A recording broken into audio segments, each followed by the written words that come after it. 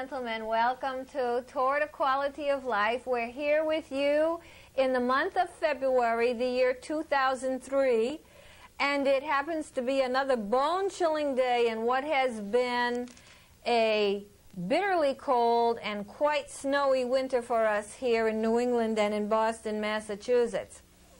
And talking about things wintry and things bleak and snowy and bitterly cold, shall we say, I have with me tonight the Vice President of Quality Management at Wayside Youth and Family Support Network in Framingham, Ms. Elizabeth Reed, who is a licensed social worker, and the organization for which she is Vice President of Quality Management in Framingham also extends its services to clients from the Metro West area of Massachusetts and the Boston area of Massachusetts. Ms. Reed has been in the field of clinical mental health, working particularly with teens, about whom we're going to speak tonight, for 28 years. She's been 17 years with the organization in Framingham, Wayside Youth and Family Support.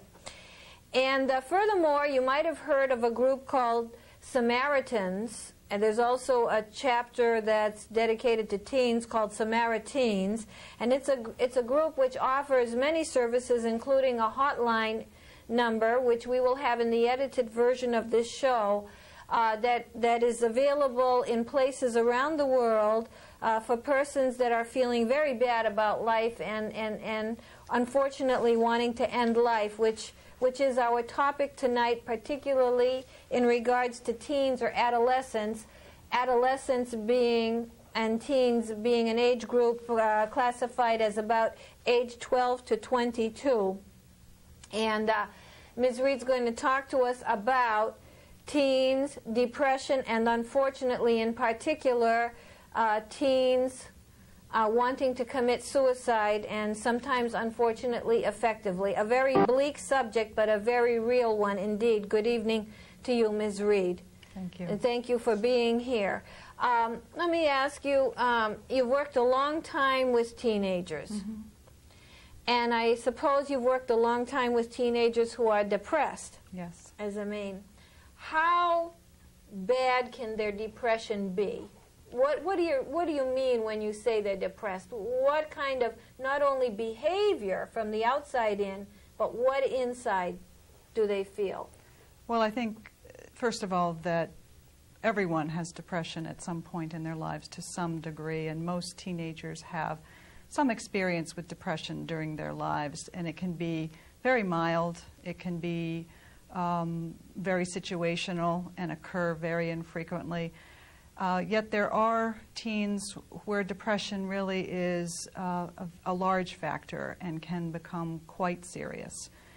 And one of the things that's difficult about assessing this is that teens, because they're in such a turbulent transition time anyhow, it can be very difficult for adults to recognize depression in teens because it just looks like typical teenage behavior. Broodiness, moodiness, sleeping a lot, eating a lot, not eating a lot.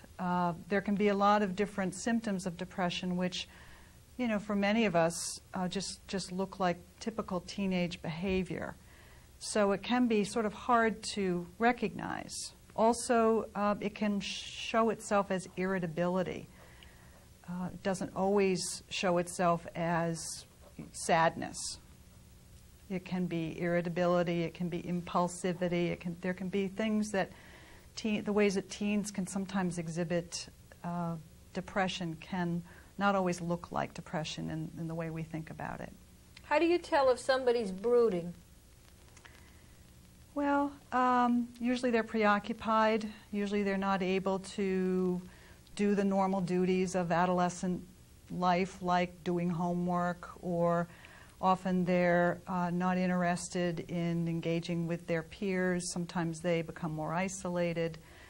Often they can look broody. They can begin to wear clothing that looks that's black, or that they can begin to sort of care less about their appearance, their hygiene. So that's sometimes the way people look when they're brooding.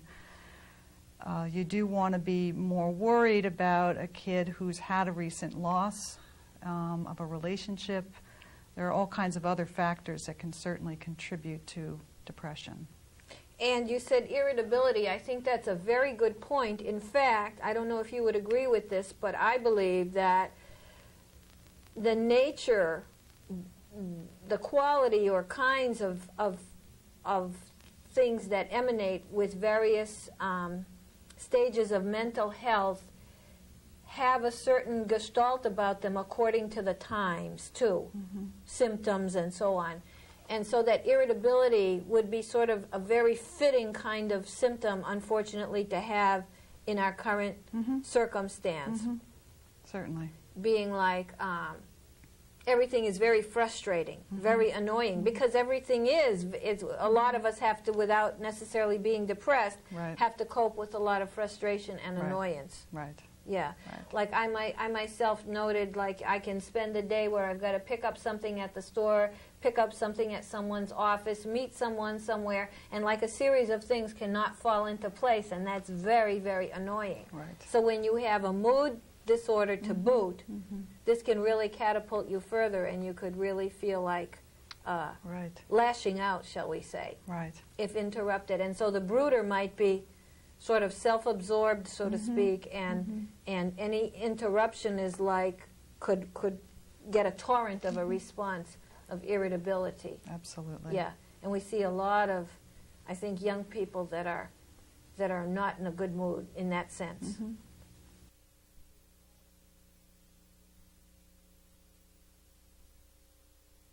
Now, does it most often happen that people who are that teens who are in trouble with depression and suicide might have had a history as children, and I might say also that it's most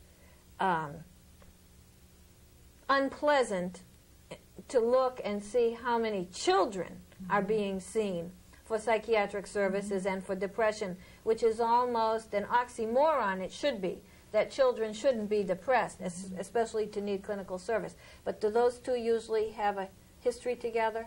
Sometimes. Not always. I think that the time of adolescence can be so stressful, and it's such an unusual time because so much is happening during that time period that a child can be functioning fine through their childhood and hit adolescence and hit a whole new set of skills that they have to learn, tasks that they have to accomplish, and at the same time, a lot of things are moving away from them. For instance, by the time you get to 6th grade, usually you have 4 or 5 or 6 subjects, and you're moving from class to class. You've got a different teacher every class. You've got a whole different set of students that you're sitting next to and working with for each class, as opposed to the earlier grades where you have a teacher who's kind of watching out for you and noticing all kinds of things about you, including whether or not you're becoming more isolated or whether or not you're becoming more irritable. And that the chances of that happening in the later grades is greatly reduced. And often parents are going back to work if they've been at home during the early years. If it's a 2-parent family, sometimes moms are able to stay home, or dads during the early years. And often once kids are in older grades, both parents are working. So there's less contact with adults, with important adults in the home during the time period.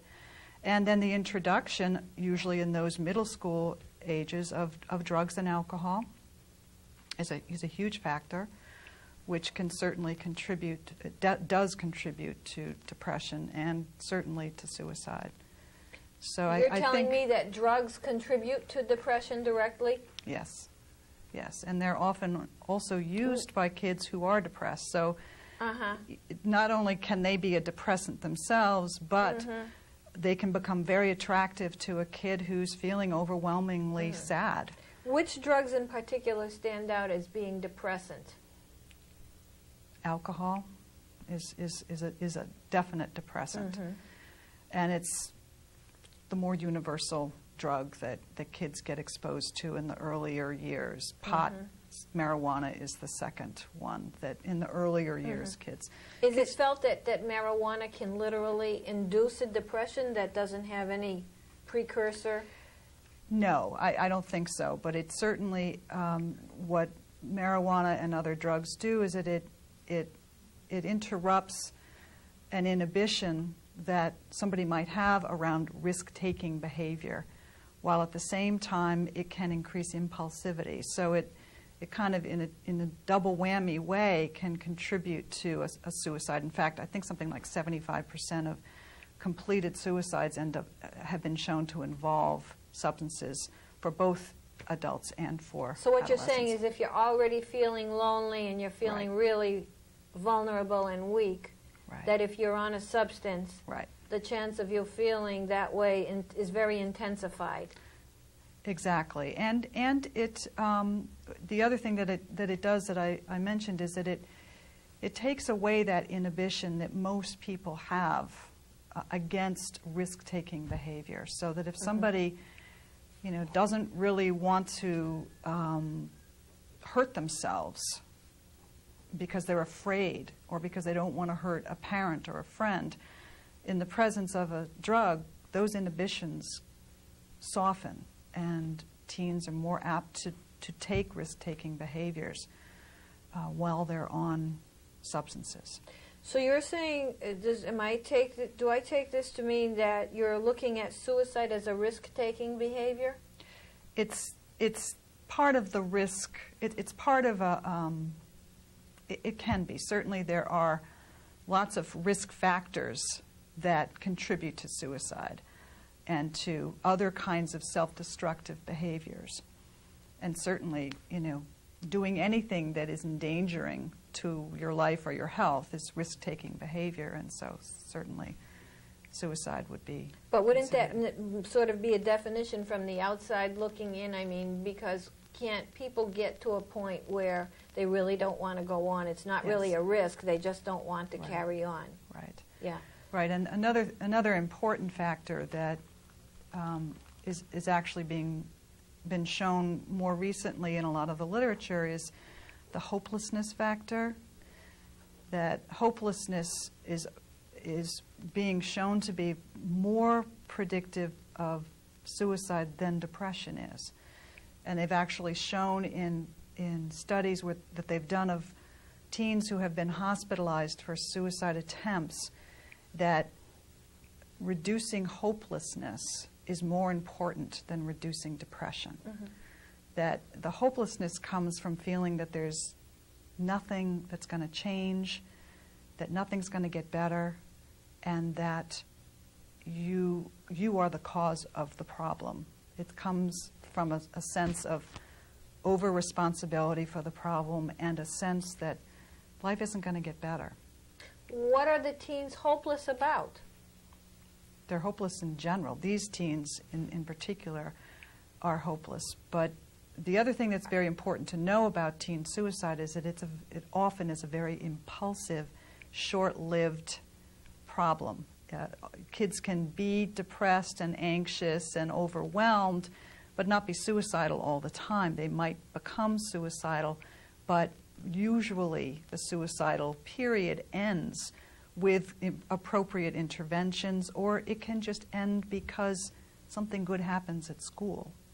A friend, in other calls words, you you're up on the phone. saying in sort of that when you're not matured yet you're cognitively developing, so you have quite a bit going on cognitively, but yet you're not really mature, that it's very easy to see what someone older and more mature might know will pass as paramount and a very big deal. And as people say, some of these small things are very big deal for what are essentially children. Right, right. And again, that's a really good point, that most adults realize, hey, I've been through this before, I'll get through it. If I just go to bed and have a cup of tea or have a bath, I'm pretty sure I'm going to feel better tomorrow. And kids their lives don't go beyond, here. They aren't very future-oriented. The world ends here, so that the presence of a lot of depression and a lot of anxiety, it often can feel like my world is never going to improve. It's always going to be this way. So it's very important during those time periods for people to be aware of what's going on, to try to raise hopefulness for kids.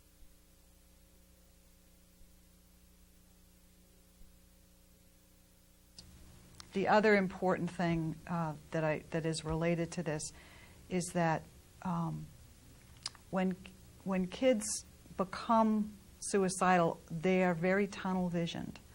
They don't see options. They don't see possibilities. They're very, very tunnel visioned, and often they feel suicidal, and they think they will only not feel suicidal if something happens, like if my girlfriend decides to come back and be my girlfriend again, or if I get into this college, that's the only way that I'm going to feel better. So kids tend to have a tunnel vision. They tend to only see a few possibilities, and it's very important for us to be able to show them other options and other possibilities.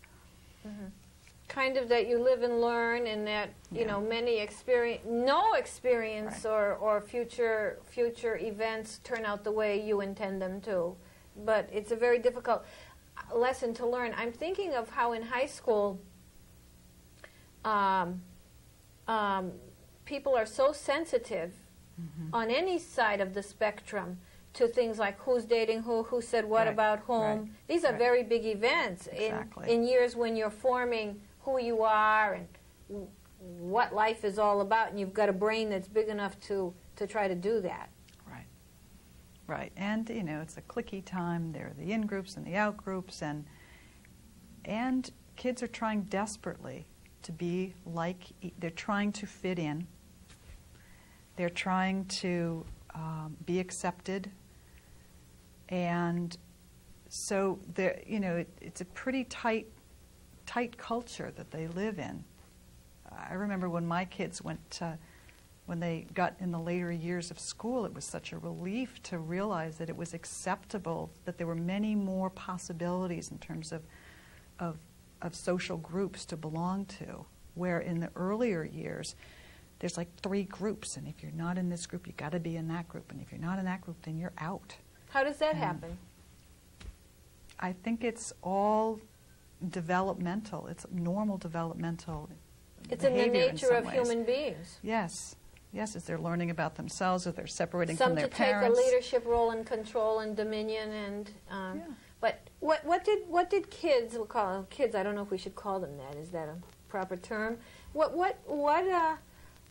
did they used to do when they felt it was the end of the world?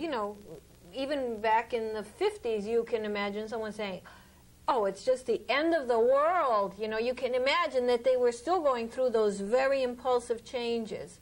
But what did they do, and why is it suicide now? What did they do back then when something was the end of the world? Well, first of all, I think the family structure is different now than it was then. I think the normal societal culture, our culture has become more and more individualistic.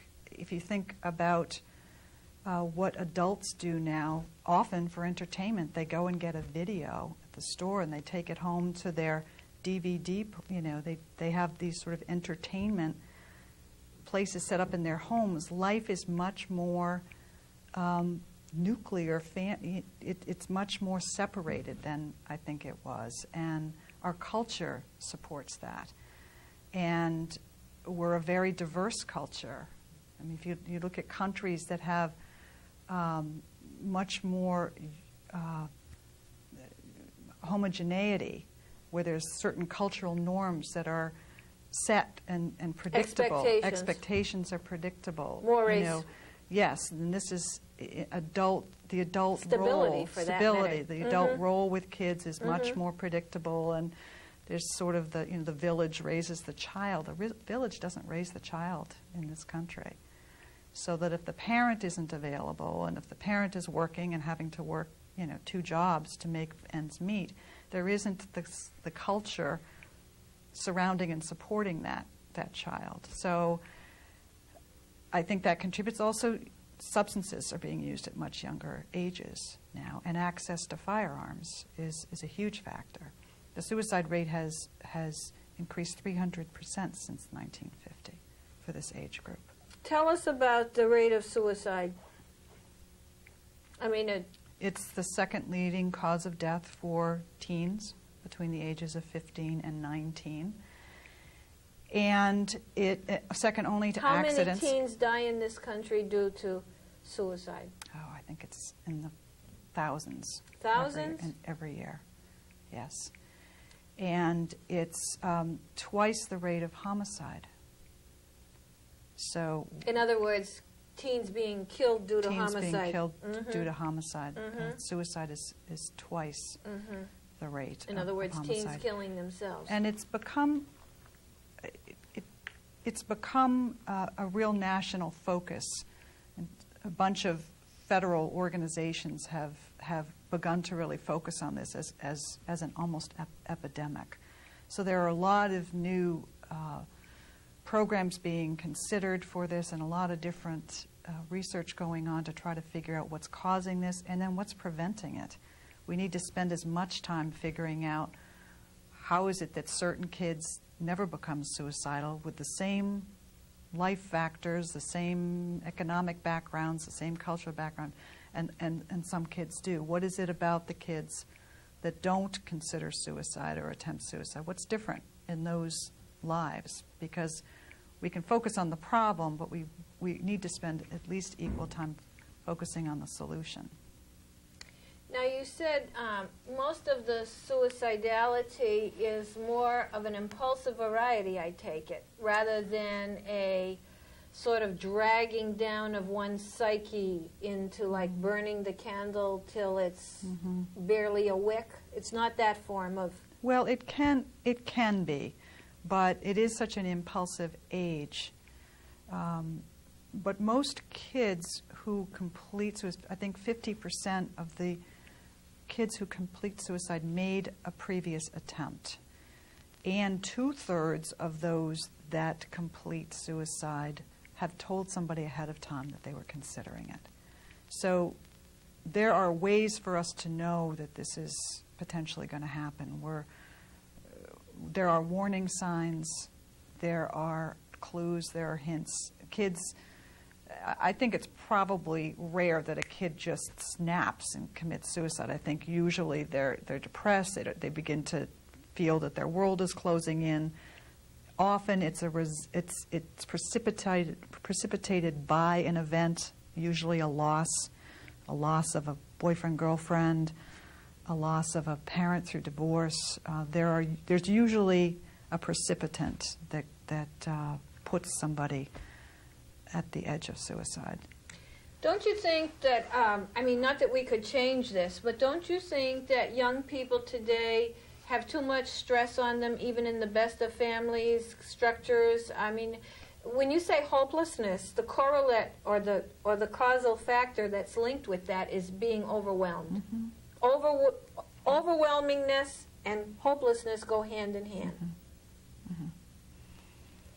And I've said sometimes, boy, when I look at people in that age group and what they're up against, it's hard for people to realize because all generations experience something different from each other. But the speed of life is so fast and the accumulation of complexity is so intense that it's exponentially much more now in terms of generational differences, and there's a heck of a lot of stress. I don't think people realize how stressful it would be to be a newcomer into this world, fending for yourself, what it would look like from their eyes.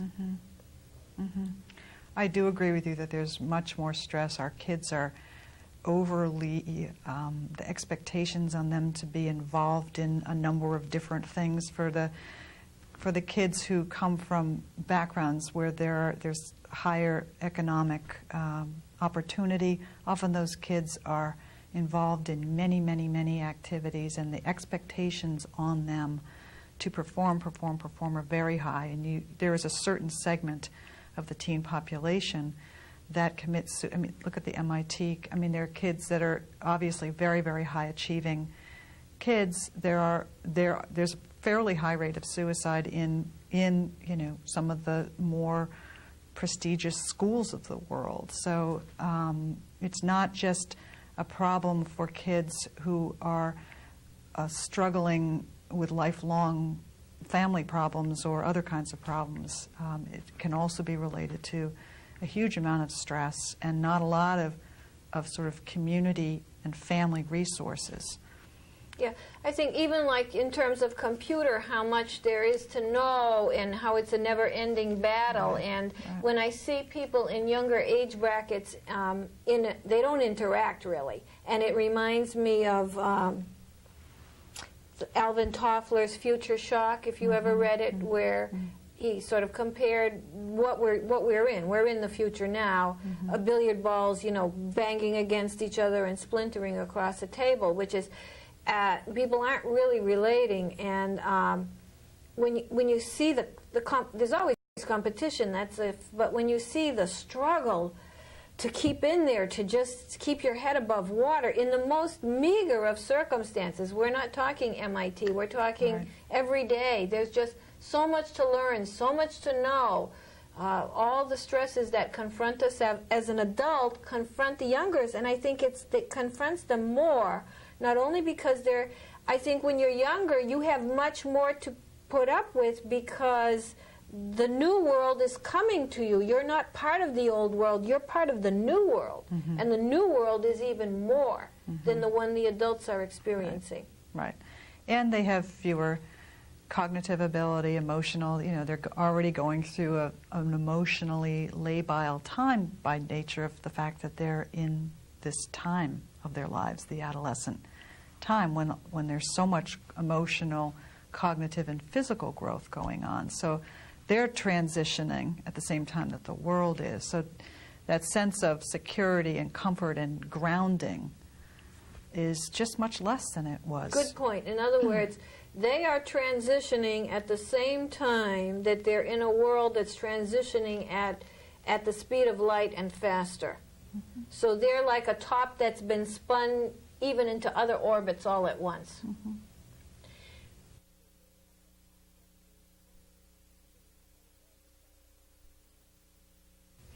Let me ask, so, I know you've got ideas, and I want you to talk about them, besides, like, find a meaningful relationship, because, of course, meaningful relationship is the key of life. How do we get meaningful relationships in this world? Oy, oy, oy. Without programming them. The best meaningful relationships are those that just occur. That's where the meaning derives. But before we get into that even, I'm just thinking, have you ever watched the show about the Osbournes? Yes, a little bit. What do you think of those teenagers? Well, I've seen the show. I've seen bits of the show maybe twice. And they seem so unhappy. You think they're unhappy? Oh, What gives you that impression? The relationships seem competitive. There's a lot of yelling. There's a lot of sniping. They're being filmed. I mean, really. It's a huge invasion on anyone's life and on a teenager's life. I think it sort of sets up. You think that's too tough on them? Oh yeah, I think it's way too because tough. the way the brother and sister snipe at each other, that's mild compared to way regular, normal brothers and sisters may snipe at each other. Maybe, but you wonder what the impact that the camera has, and what is the camera doing to those dynamics? I have to wonder about that. Yeah, but they've already kind of grown up though in the very publicity kind of development. Right. But in a way, I find them to be very worldly. I'm not saying they're not headed for a train wreck, but I find them to be very worldly kids. You know, they're not all together without sense, even though in a sense you can still see the immaturity. There's a certain worldliness about them. But of course... Yeah, it's certainly more realistic than a lot of the TV, you know, a lot of the, you know, the regular shows that idealize. Do you think the way they it really have goes. any meaningful relationships? This gives a, you know, somebody an image to latch on to here. Well, I have to confess, I'm really not much You of a don't watch TV them, watcher, so you I don't know if don't they do. know a lot of what's out there now. My kids tended to like the shows that seemed more realistic. They didn't gravitate toward the, you know, the Cosby stuff, you know. They really gravitated more toward the realistic relationship shows, and there are some. I don't know their names. You don't know their names? I think that... What do you think of the Cosby children and the way that family was, if you know about it? I think there was some real stuff going on there that I liked. That's one of the things I did like about that show, is that I think it didn't idealize relationships between siblings and between parents totally. And I was glad to see that show be so popular, because I don't know, I felt like it was one of the strong points, I think, of that show might be that the parents were very much guiding. Right, they were. Guiding. Right. They were, and the values were very clear and consistent. And the kids, you know. But they, without, you know, putting an iron fist down and saying, you'll do as I say, although he did sometimes say that when he, but I mean, without saying, this is how you're going to be, they gave them a lot of latitude. But they were constantly guiding. They never let them stray off a certain field, shall we say.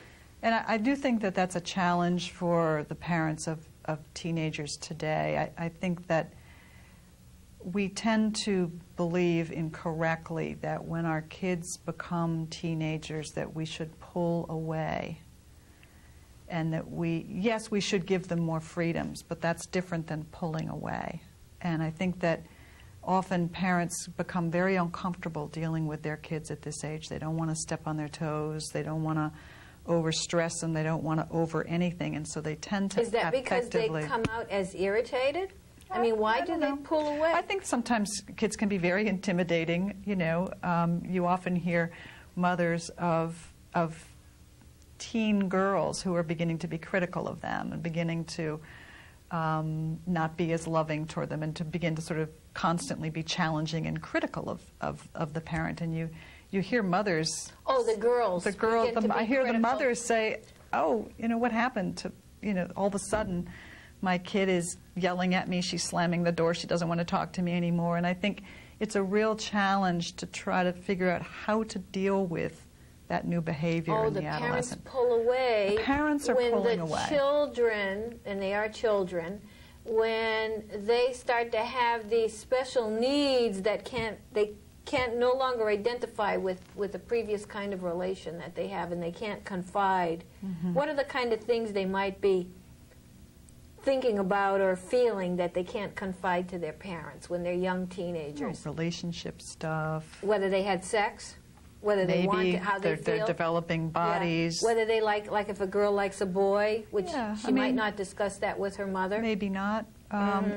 If there's drug activity beginning to happen, or if a friend is beginning, you know, there are a lot of things that kids begin to feel like they really can only share with their peers.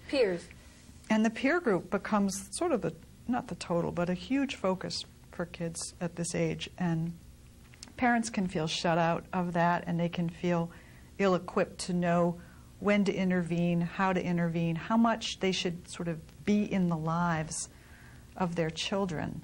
And it's a difficult task. Most parents do not look forward to the teen years.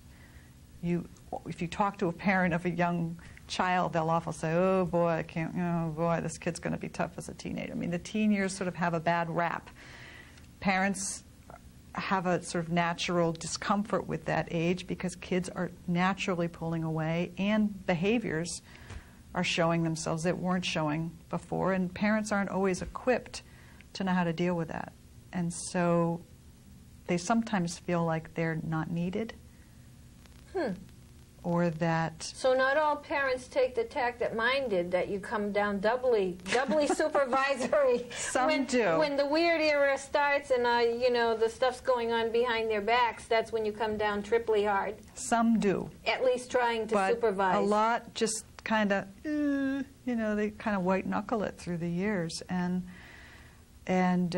don't know how to talk to their kids. Mm-hmm.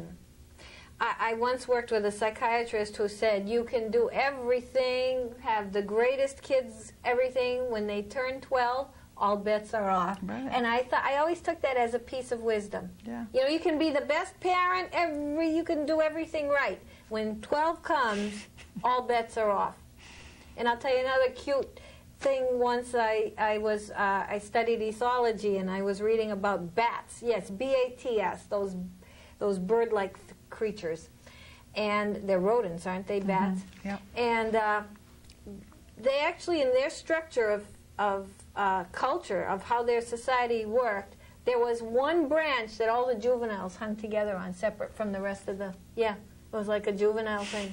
I never forgot that either. I think they made more noise than all the other bats, too. Hung together, yeah. So the peer group becomes becomes everything. And the peer group becomes intimidating to adults as well. You know, if you're walking in a mall, you know, in this mall, if you're walking, you know, and you see a bunch of kids together, you're not apt to go over and try to engage them because they look like they're totally engaged with each other and that they're not really interested in the adult. And, you know, groups of teens can be intimidating. They can feel intimidating to adults. So I think adults don't realize how important their role is with kids. They assume they're not needed anymore. Really? I'm so surprised at that. I think sociologically, it's been shown that it's a time when the kids have to rebel. That's the rebelling time, when they're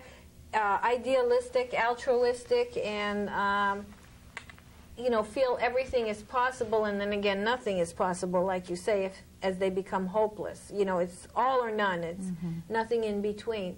So sociologically, as you develop cognitively, which is with your mind and how to think and reason, it's a time for you to be out with the old, we have a better way, we know better. It's a time to criticize your parents. It's a time to criticize society. It's a time to criticize life. And if you're not swinging with the in crowd, you could be really, really out there quite lonely. Quite lonely. And if a parent has their own stresses going on in their lives, if they've lost a job, if they are dealing with their own relationship issues, economic issues, it can be very difficult to put the energy into trying to deal with a kid who's shutting you out, or who is openly criticizing you, or is constantly rebelling against you. What kind of a thing might a child say that's critical, like? Get out of my face. You don't know what the hell you're just leave me alone. about. I don't want to, you know, leave me I alone. don't, just get out. I don't want to talk, you know. Or they might not come home. They might say, I'm staying over at my friend's house. You can't keep me here. What can you do when your child doesn't come home? Well, I think you got to try to make sure that they're safe wherever they are, and try to get involved in a conversation with your child. It's not going to make everything perfect, but the more that you can stay connected and stay involved through the rough periods, then the better off that kid is going to be in the long run. In other words, you can't just yell at them and create more tension? You can do a little yelling, probably, but you need to really balance it with clear evidence of that you're caring, involved, that you're concerned, that you're there. And you can also assume that even though they're saying they don't want to hear anything that you have to say, they are hearing it. They do hear it. It goes in. They may not let you know that they've heard it or that you've had an impact, but you have. So parents who talk with their kids about drugs, even though it sometimes feels like the kid isn't listening and their behavior isn't changing, it does get in. And I think because kids don't say, oh, thank you so much, I'm so glad you came in to tell me your concerns about my pot smoking.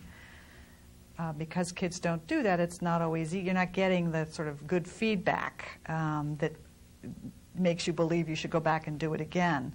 But you kind of have to know in your head, this is the right thing. My child needs me. Maybe in a different way than they needed me before, but they need me. Good point.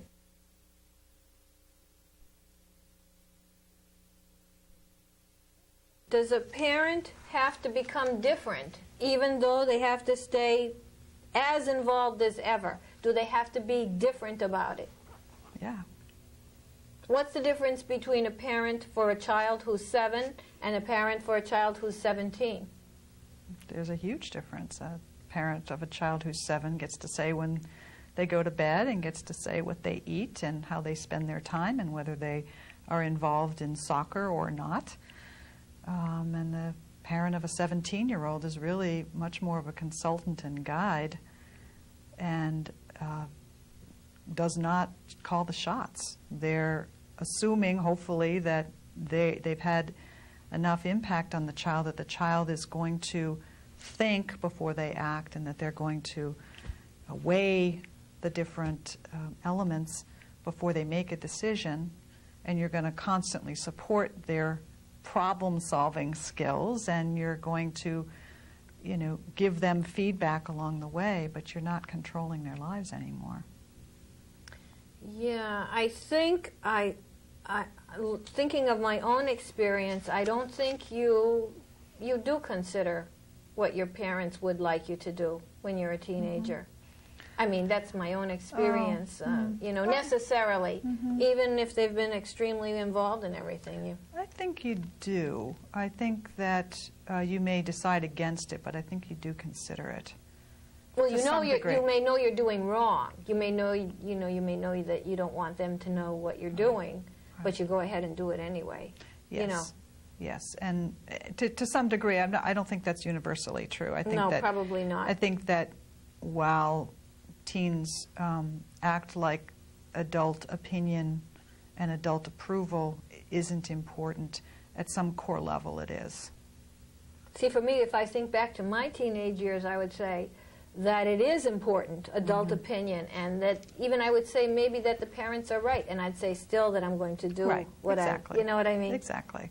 So. And that's part of what a parent has to be able to tolerate, is being able to allow their child to some degree, fall on their face. There are times when parents need to become much more involved. If a kid is at risk of suicide and if they're very depressed, a parent needs to become quite involved. They're not going to just assume it's going to go away. So I think if there's real concern about the health of a child, that a parent needs to get more involved than if it looks like, in general, things seem to be going okay and there's a peer group and the kid is happy and planning to go to the dance on Friday and studying for the test. You're going to be able to tolerate a little bit more distance. But if you see your kid going downhill, you're going to need to get involved. Do you think that starts earlier than coming into the teen years, that somehow there's a problem? Not necessarily. No. I don't think so. It can be, like I said, it can be quite good, and then the teen can sort of just veer off and become depressed. I think so. So if a parent is faced, or a teen is faced, let's talk more to the teens even. If they're faced with, like, you're really annoyed, you think, pardon me, that life sucks, and you feel very lonely inside, I think that's a key here. We haven't talked about the emotion. The loneliness can cut, well, I hate to use expressions like this, but it can just sear right through you. The loneliness can be so... There are words for it, but they're violent in and of themselves, and I think that must be a feeling that... It is, and to feel estranged from your group, particularly at this age, can be devastating. So if a teen is feeling irritable and annoyed, and they say, "Bug off! I told you," you know, and they slam the door or whatever, or they just don't talk, you know, and go about their business, just not minding anybody else, and what steps should they take? What steps should a significant other take if this is a stage that things have reached? Well, I think the kid, speaking from the eyes of a teenager who might be going through this, I think that the point that you want to try to get across to them, first of all, is that they are resilient. That everyone has a certain resiliency to them. They're born with it. It's innate. And for them to feel some sense of what their own strengths are and what their own ability to overcome problems is, and I think the more that they can be in touch with that, and the more that adults and other people can help teens understand their resiliency, their own health, the better. What a parent does with a kid like that, you know, I think if it's a one-shot deal and it's a bad afternoon and whatever, I mean, you've got to always be weighing kind of what have things been looking like lately. Is this a dramatic change?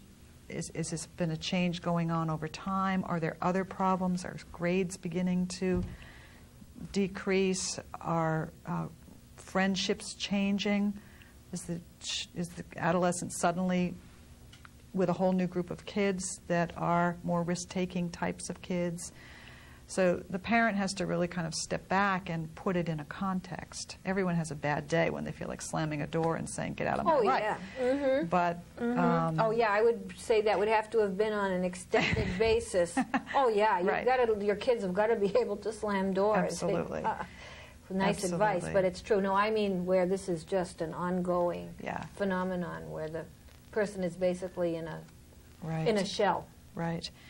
Well, they say that one of the most important factors in catching depression before it gets out of control is getting access to health care and reducing the stigma about getting mental health services. Those parts of the world that have a lot of stigma attached to seeking services have a higher rate of suicide than those parts of the world where, you know, it's just normal and part of life to at times need some additional assistance. So, where does the United States fit on that scale? Well, it depends on the part of the country that you live in. Yeah. Yeah. We happen to live in a part of the country where a lot of people seek services successfully, and it's, you know, doesn't Brookline have more psychiatrists per capita than almost any other city in New York and Massachusetts are California. Right. And Massachusetts has one of the lowest suicide rates in the country. Massachusetts and District of Columbia. Mm-hmm. States, other New England states, Vermont has the highest suicide rate in the New England states, and it's about in the middle.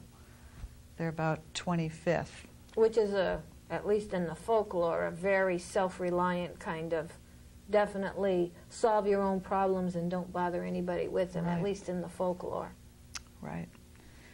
So Massachusetts actually as a state does better with this, and you have to wonder whether, you know, the fact that there's less stigma about health-seeking behavior is one of the factors. There are a lot of kids getting help. There's a lot of attention in school systems to kids. Schools in Massachusetts are not only educating kids, but they're also doing a fairly good job at dealing with their mental health needs as well, unlike other parts of the country where, you know, the mental health needs of the kid are kind of not seen as part of the school's responsibility. So I think, you know, we're fairly sensitive to this stuff. Oh, so other states do not give a lot of mental health assistance. I see. Well, it's true that starting now with the school system and at younger ages in this time, that mental health issues are taking a larger grip on things. But in general, I still feel in my comings and goings that there's a great stigma on matters of mental health. Yes, there is, but it's getting better. Parity, which is now part of our health insurance, that our health insurance now has to, for certain kinds of mental Good point. health issues, has to cover somebody as they would for a, diabetes. It's now considered, a physical illness. But does it have to be defined as a biological illness in order to be? See, that's where do you? We only have a few minutes left. Where do you come down on this duality, which it shouldn't be, of illness as a biological matter and illness as an existential matter, or? Never mind, not illness as an existential matter, but existential matters of living. I think it's a combination of both. I think there certainly are people that are predisposed because of their biochemistry, because of their physical, their brain, their way their brains operate are more predestined to certain kinds of illness. And there are some that it's been demonstrated over and over again that certain types of mental health problems do have a genetic or familial base. But I think there's a ton of other stuff going on in the way our society works and the way our family structure works and our culture works that contribute significantly to the stress, overwhelm, the difficult transition times that our kids have. And so I think it's really a mixture. I would not ever, I know I would never be in the position that a pill will solve anything. And actually, they always find that even people who have biologically based illnesses do best when they're receiving medication and therapy and counseling treatment. And not only together. that, some of the temperamentally inclined, sickest people of the culture can pull themselves through. Absolutely. Where others may fall. So it's and genetic specialists will tell you genes may not be all that they're cracked up to be either. You know, I mean, at which point, when you know every gene, aren't you back to just the metaphysics of reality? Right. So anyway, the message to young people out there, and I know how dark and lonely life can be and can feel. One thing you could do is call the Samaritan's Hotline. Absolutely. If you need somebody, like Ms. Rita said, you don't know it, but it is true that there are many things. I don't want to even use the technical word options. It's too objective and distanced and third person, but there are many ways life can turn out, and you want to see the future and you want to make the future. It's not all one little thing tied in a neat little, neat little package, so to speak. So, or boxed in. It's not like that, even though it may not seem that way. And to parents, that having children is a very serious matter. And like Ms. Reed said, the energy energy output required only gets greater, not lesser. So be aware that you've got to be in there with your energy and refrain from having children if you're not willing to basically lay down your life on their behalf. So I think we'll leave it there, and in the edited versions of this show we will have the number for the Samaritans, and best of luck to all of you out there, and you might as well see what can be. You might as well. You've got the gift of life. You might as well ride that ride for all it's worth. Right. Thank you very much.